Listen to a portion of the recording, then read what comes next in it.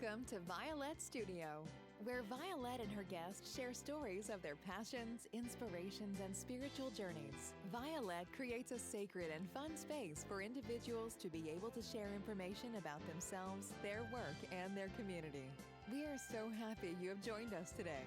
Let's get started with your host, the magical creator of Discover Your Spiritual Gifts, Vialet. Vialet Rain. All right. Well, welcome to Vialet Studio. I'm so excited today. We get to chat with Tiffany Lynch, who is a new team member at Discover Your Spiritual Gifts, and she's getting ready to launch some programs at the center in 2021. Right? This year's been so exciting. We're all getting excited for next year. It's got to be different than this year, right? Just got to have some differences. Yeah. A little bit more. Well, Tiffany, talk to us a little bit about your spiritual journey, because this is about discovering your spiritual gifts. What led you to where you're at today? And, you know, what programs and things that you got drawn into? Just tell us your story. Well, first, before I do that, I just want to thank you so much. I am honored to be a part of your team. I think what you're doing is so amazing. So I love what you're doing, and I really feel like the world needs it. People need it, right? So I'm just really honored. So that's first. Aww. And then it's true. And so second, well, my spiritual journey, I started when I was really young. I was a really, really sensitive kid, like really crazy sensitive, almost debilitating type. Like I had a lot of anxiety and I could feel energies, and I had a really hard time with it because I didn't understand it. But then I had a father who was a psychologist, and that made it even a little bit more difficult because you have to know that time period. I'm 50. At that time period, they didn't know what an empath was. Those weren't words or terminology they used at all. So, you know, my dad always thought something was wrong with me, right? So I had to take like lots of tests when I was young. And so by the time I'm 18 or so, you know, even sooner, I started thinking, gosh, you know, something's wrong with me. I felt like I was different than everybody else. So this had led me on a healing journey, just trying to figure it all out. Why I felt so much anxiety, why I felt different, what was I truly feeling? I knew I could sense things, you know, and all this. So this is what led me down the road. And I was into astrology. It was kind of interesting, like when I was a teenager, young teenager, but we didn't have those books in the house or anything like that. And so my dad was like, who are you? Where'd you come from? Because he was very, you know, he was more left brain analytical, very sweet, but that's just where he came from. But I really believe that, you know, everything is divine. He taught me that I went by him, and the way he was led me on my spiritual path to find a whole new way of thinking, which eventually led him to think new ways. So this is where I really came across the Chinese medicines and the ways that really helped me to heal and understand my empathic, intuitive ways, and how this energy works. And how, if you have like a lot of anxiety, you understand what you're actually feeling. That was really key for me, was understanding, oh, I'm just sensing energies and fine tuning and understanding what that really means. So, yeah. It's really awesome, because if we think about the young people today, and you have kids, and I have grandchildren, they're very sensitive. All the children that are coming in today are super sensitive to these energies. And there are parents out there that don't understand, don't know how to help, don't know how to support. I get lots of families in the center that are like, my child's really sensitive and I want to support them, but I don't understand this. This is not something I'm familiar with, right? Same experience you have had, right?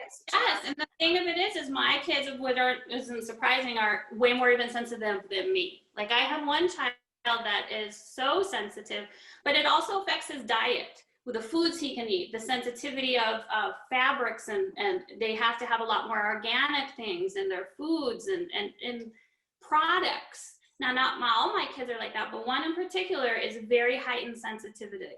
And so he needs a lot more, there's a lot more awareness around it, especially for me. Thank God I'm his mom, because I have so much awareness about what's going on with him and how sensitive he is. So it's beyond like just emotional, it's physical too, you know? Right. And our kids are sensitive. The other thing that I've noticed is when people step on to that path of curiosity and they start stepping in to their spiritual being and their divine being, as their vibration starts changing and shifting and their energy starts shifting, they become sensitive to foods and lights and crowds and, you know, how things feel and sound. And people are like, why does this really bother me? And I'm like, because you're raising your vibration, you're starting to notice the energies, everything's turning on. And so you're feeling that stuff. So sensitivity today is really big on the radar for people on their spiritual path, for our kids, for people that have been dealing with sensitive energies all their life. Because I've had that too. I was very sensitive. My family didn't know what to do with me either. They're like, right. What? What are you doing? What's going on? Freak. Oh my God. And people watching, you know, they may be just starting to step into who they are, and they're like, this is only happening to me. And that's not true. It happens to so many people. You're not alone out there.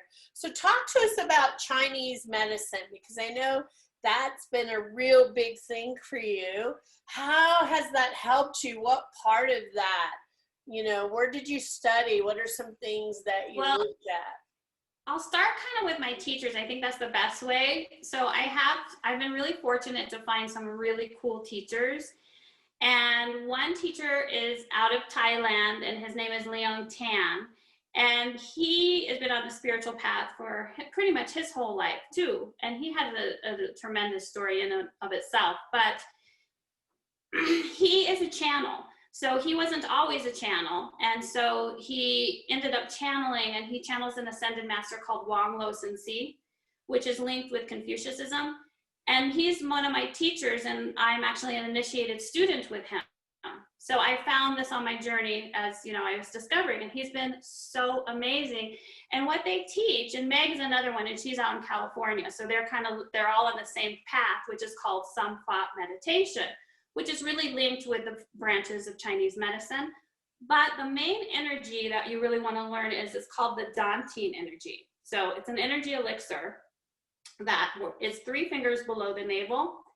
And it's a lot of people who know Chinese understand this energy, but they really don't know the depth of the energy, okay?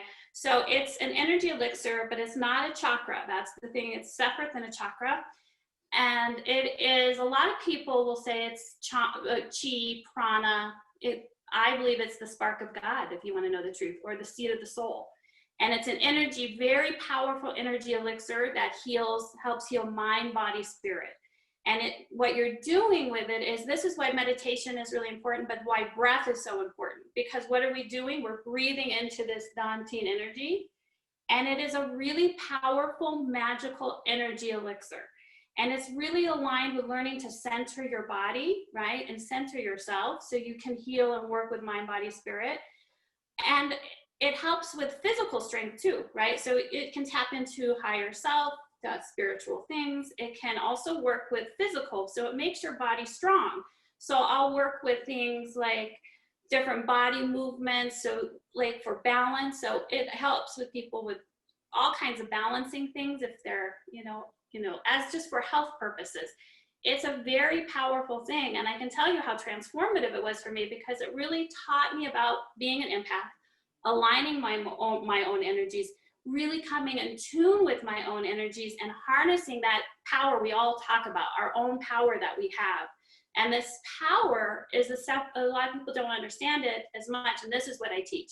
And I get very in depth, and that's what I'll be doing on the classes with you on Monday, is really getting in depth on working this energy, delving deep into it, doing breathing techniques, doing body techniques. And it's a magical energy elixir, and it's transformative. And so this is what my teachers have taught me. Their ascended masters have taught me about this energy and working with it. And that's what I've been doing the last 20 years.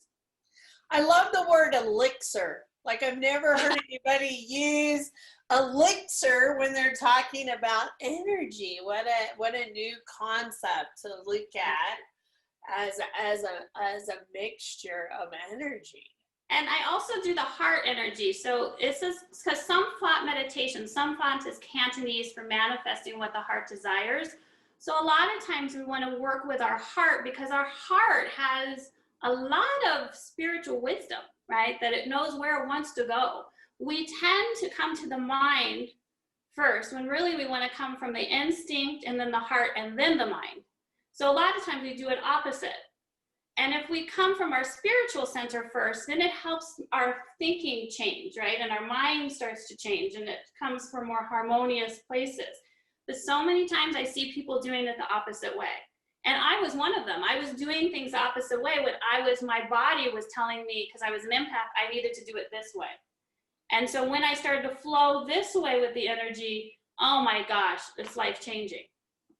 Wow. So what would you tell people that are like, I can't meditate. I don't know how to meditate, right? We always get that response. I don't know about meditation. I can't meditate. What do you tell those folks? I couldn't meditate at the beginning. My mind, I have the most active mind. It is so active. So that's where, and I think when I was young, I had all those negative thoughts as a young person because of my dad. So I had like self-loathing. I had everything, so many negative messages over and over and over. Through meditation, it helped. But it is a muscle that you work. You have to practice it. But I also do like mudras, which are kind of like and walking meditations that will be in the class. So these are a lot more fun, right? So if you can't sit there, it's really learning to work with energy so you're not just sitting there. And eventually you get to a point that you really actually enjoy meditating. I know it's shocking and people might not believe me, but it does happen. But it's hard because you're functioning from the mind over and over, but you're kind of like rewiring your body in a sense. Right. And I do it fun. I try to make it really fun and light. And so it's not this like, God, I'm going to sit and meditate with this lady. It's going to be awful, because, I hopefully will teach people the joy of it and getting to that space, but it's time and working on it as a muscle, but doing other things rather than just meditating, teaching mudras and things. I think we really need it, right? Before COVID, we were all instant gratification, do 1,000 things, a huge to-do list, constantly in running mode, constantly doing stuff. And when we're in stillness, when we're in meditation, when we pause, when we think about mindfulness, that's when we're able to connect to the divine more fully and really step into who we are instead of being so plugged into the world, right? And what I need to do today and where am I going? And, COVID for a lot of people have slowed them down, have got them to be in stillness. I mean, that's the gift of 2020, right? The gift, not everybody, because some people's world really didn't change, but for most, it was our gift to slow down, to understand stillness, and meditation is so important for our lives. It really is. And I love that you said that because that's how I viewed COVID to a large degree, because it was a very healing time or potential time for each person. It was really designed for this, really. A very healing energy was able to take place. And was there uncomfortableness for a lot of people? Yes. And that's part of the journey, is being able to sit sometimes with things that are uncomfortable, right? And so you can shed awareness for you, and so you can see things differently. But I thought, no, don't get me wrong, there's lots of difficulties with it, but there was a beauty to it too, right? And I could see that beauty that was there for every person to really go deeper into themselves. They're really a gift.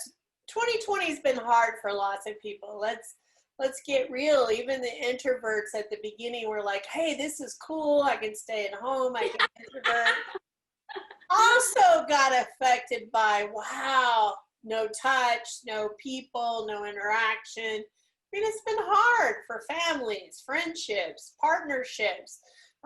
People learning to be in the same space for long periods of time, and family. I mean, it's had its difficulties, but it has some gifts in there if we look at the gifts. And one has been stillness and really trying to disconnect and be one with yourself. So I love that we're bringing meditation into the center, because I think people really need that space of stillness, of pausing.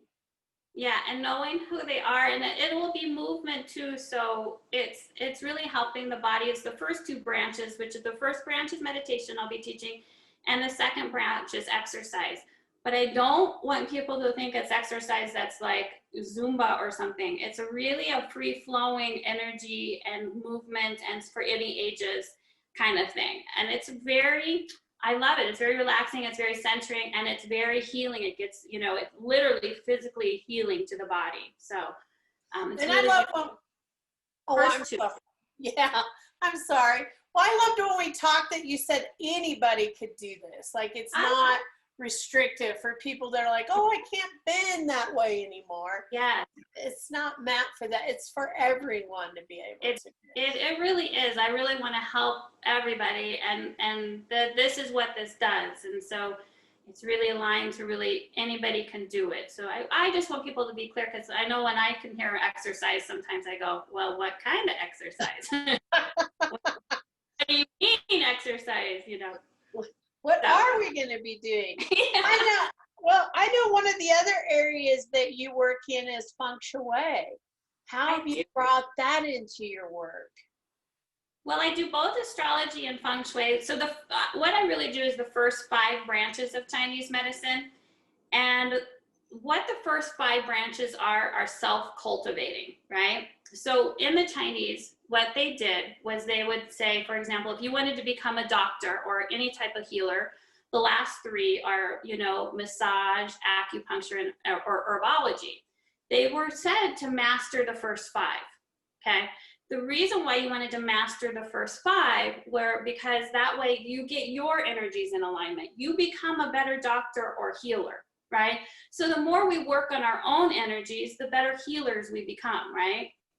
And this is the lesson I learned through my father, who, when he got into therapy, for example, he never healed himself, right?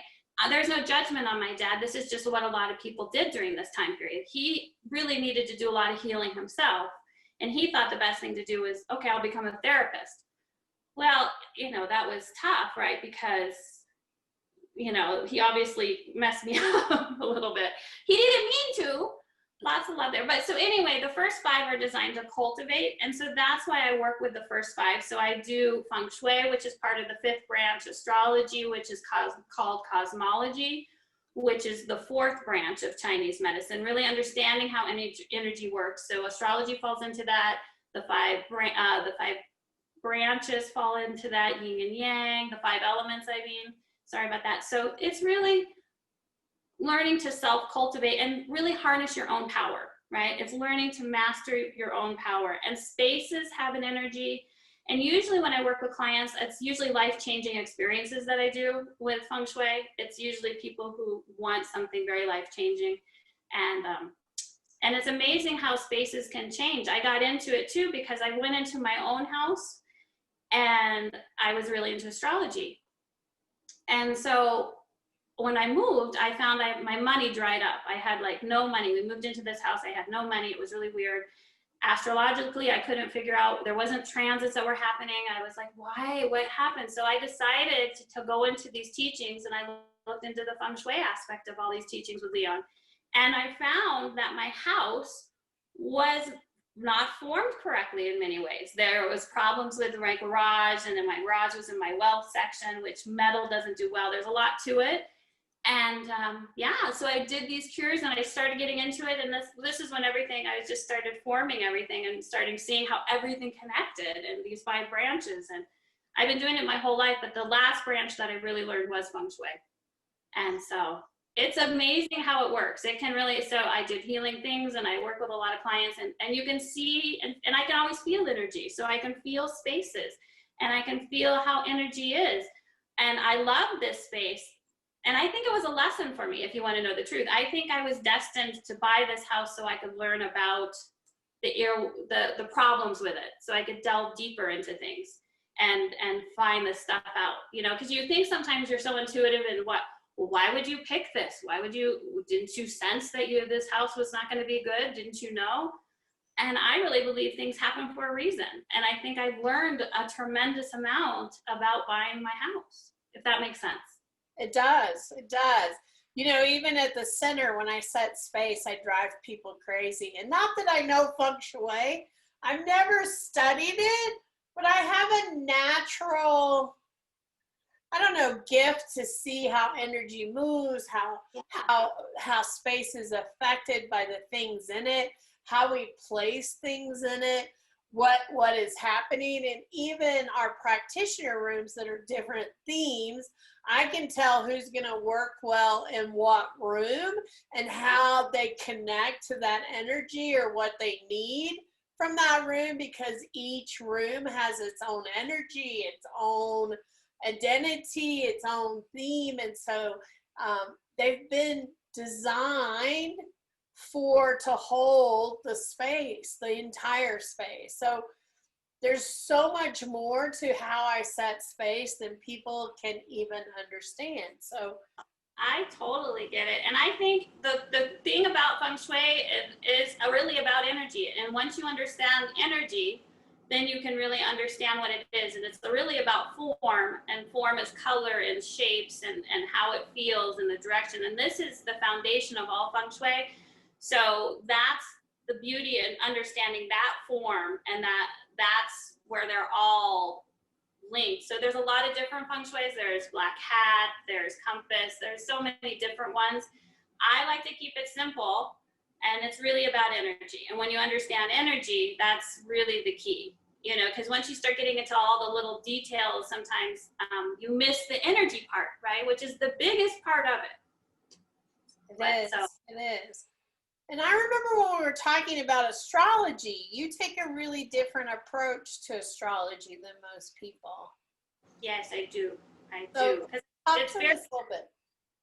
Well, I think astrology can be very confusing for a lot of people. And I believe personally everybody should study it for themselves, because it's self-cultivating, like I said. It helps people on their journey if they can understand more intuitively what the planets represent for them, you know, so that helps too. But I do it more as a reading. So when I do it, I do it more in esoteric form, so that I always like to see a bigger picture or a bigger thread, and I do it from a soul purpose. What's your soul purpose kind of thing, rather than, so, because otherwise it gets very confusing for people, I found, and that always bothered me. And I also study Eastern.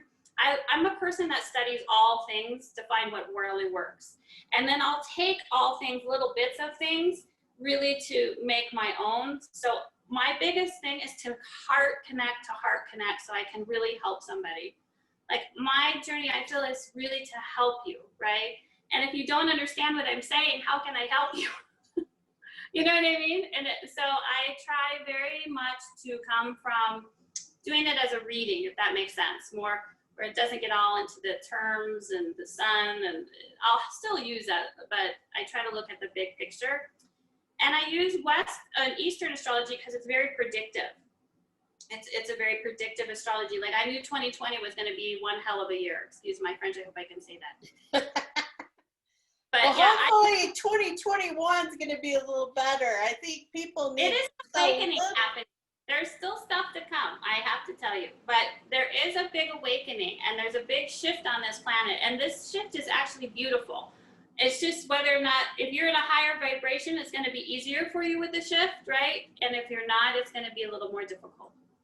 And that's why meditation is so important, because you want to get better and higher vibrations, because there is an awakening happening. Yeah, you know, for sure, you know.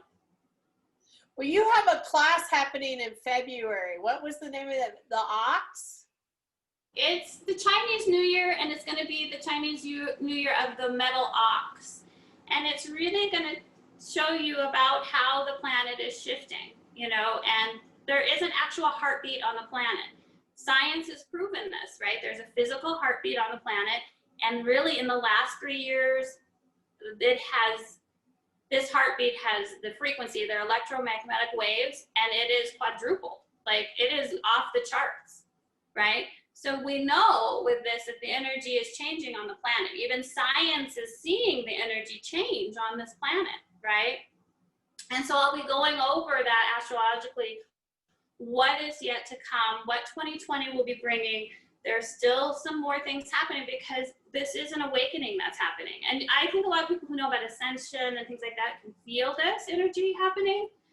And it really is happening. And it's physically, because what we're really working with is the earth is always trying to align, right? Her energies, it's this yin and yang that we have.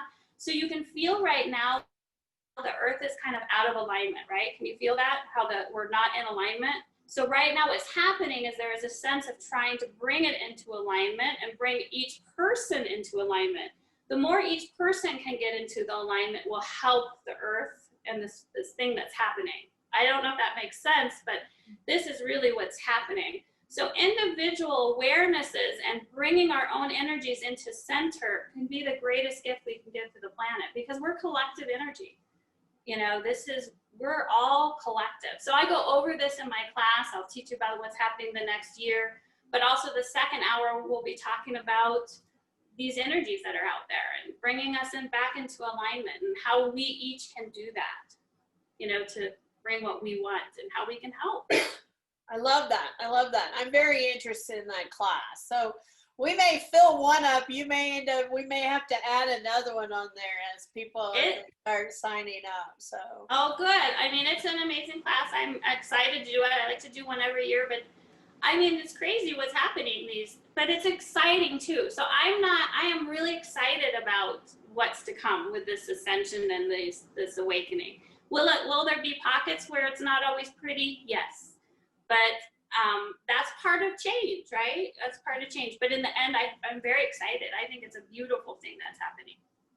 So when do your meditation classes start, Tiffany? Well, I'm going to start them in the spring. I'm doing that because I think this COVID, I'm not sure where everything is. And I'm working on online courses as well right now. So I'm kind of get it all ready to launch at the same time. I taught meditation, but you know this, a lot of places have closed. So it's been really sad. But yours is not, and that's amazing, and it's going to be beautiful. Well, it's not, and people are coming out, which is, because I've had a lot of people come through and say, okay, I want to teach, but how's it going? And I'm like, well, all my classes are selling out because I only can have 8 people in there. And we have some new teachers that are starting November, December, and one of them's almost maxed out her class. And so people are coming because we're the only ones that are offering classes, and we're sanitizing the rooms. We're limiting the number of people in a space. We have big enough classrooms to hold a certain number. So we see people coming and they're selling out. So what we've been telling people is if you really want to attend these, you have to sign up pretty quickly because we're only letting like 8 people at a time. And some teachers are saying 4. They're limiting it to 4 people because they want to keep it very safe and contained. So I'm okay with 8 people for me, but I love the courage that you have. I think you have tremendous courage. I want to compliment you on your courage because that's what we need right now. We need people to have courage and to, stay, be still and be centered, but you need to be courageous right now. I really believe. Well, and I know, people are like, really? And I said, people are coming to the center. They're excited to see that we're offering stuff. They're excited that they can do in-person sessions. They're excited, not everybody's coming in and doing that, and I get that. But there are people that they're ready, and so they're looking for that. So it's really good that we're offering. But I understand spring too. We don't know what the winter fall is going to bring with cold and flu season. So I know people are being extra careful. Well, and just so people know too, because I know the power of people coming together to meditate. It's like very similar to Reiki. You can feel that energy when you're doing a big group of Reiki. There's so much power when people can be together, that in-person thing. You can still feel the connection. Even I'll do meditations over Zoom. I can still feel everybody's energy even over Zoom, but it doesn't ever take away that specialness of in person. I just love it. I can feel it, and I miss that terribly. So I'm so happy. I think we all do, right? I've had people, because I have online classes that I offer that you can go at your own pace. You can take the class, you can learn from the class. But what I find is people buy the classes and they're not motivated to complete them. Like, it's really hard for them to get on the computer and do it. And they're like, I just don't do really good at that. I'm waiting for in person. I'd much rather, and I get that too. Whereas the younger generation would much rather get on a computer and do it that way. We have multiple generations that have their, what they love. Hey, I like in person. Hey, I like online. Hey, I like a combination of both. And so, we try to offer a mixture of everything so everybody can have what works best for them. And that's part of the reason why I am doing some online courses, because I know that there's a lot of people who want to just do it in their home, and I do a lot of videos. So on my online courses, it's video, because it's like I'm there, and I like to learn from videos myself more so than just reading a whole bunch of stuff. I love video watching. I love listening to people on video.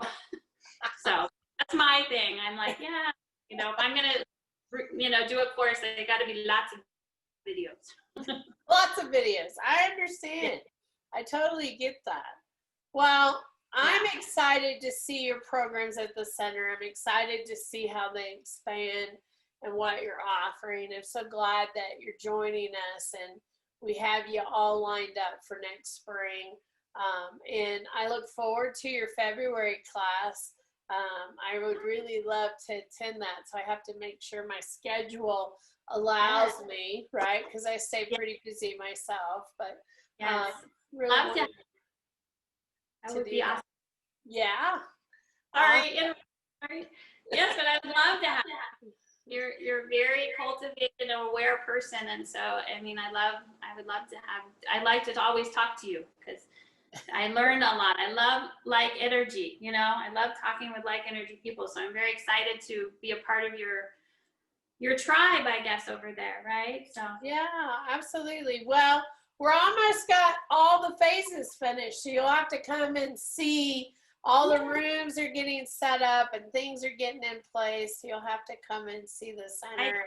I'm going to plan on dropping off some of the flyers. I don't know if you can see it here, but I have this one. So, for the meditation class. And so I'll bring some so people can pick up or whatever, so they can learn more about it. And so, yeah. I love that. Yeah, definitely. So thank you so much for hanging out with me this morning and being part of this. I am really excited that you joined us and we were able to chat about all the beautiful things that you offer and your wisdom. I really do appreciate it. Well, I'm excited. I'm excited to share it, and I'm really excited to join you. You are awesome. What you're doing is awesome for the world. You personally, I can feel your heart. You got a great heart, by the way. Yes, beautiful. Oh, thank you. Big and beautiful. Well, thank you. For those watching, thanks for watching today. And we look forward to seeing you very soon at Discover Your Spiritual Gifts in Littleton, Colorado. I'm Violet Rain, and thanks for watching. Thank you. Awesome.